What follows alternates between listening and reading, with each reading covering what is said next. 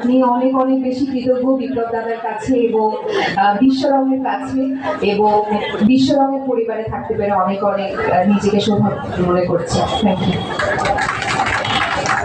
Thank you. তোমার এই পাশে আমাদের অনেক লক্ষ্মীরাই সিনথিয়া যারা আসলে অনেক আমার বোন আছে, বেবি আমার মেজ দিদি আছে, বৌদিরা আছেন, ওর পাশে রুনু আপা আছে। মানে এই নামগুলো বলছি কেন, আর অনেক মডেলরাও বসে আছেন, কোরিওগ্রাফার আছেন, মানে প্রত্যেকের কাছে সাইফুল ভাই আছেন, প্রত্যেকের কাছে বিশ্বরং ঋণী।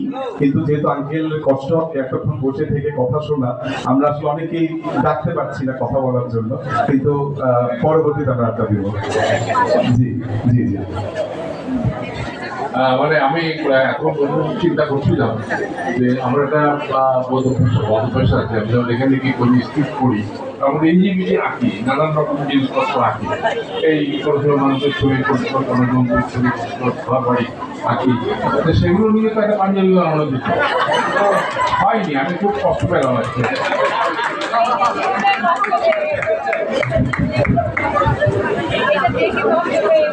আমি নিজে দায়িত্ব নিয়ে নিলাম, এরপর থেকে হায়াত স্যারের সঙ্গে যখনই কাজ থাকবে তার আমি স্ক্রিপ্টটা নিজের কাছে নিয়ে নিব এবং দাদার কাছে দিয়ে দিব, যাতে সেই ডুডলস থেকেও পাঞ্জাবি করা যায়।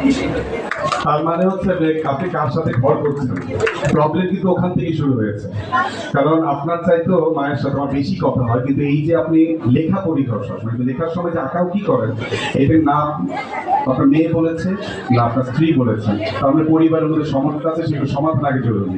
এবং আমি এর মধ্যে কোনো একটা দিন এসে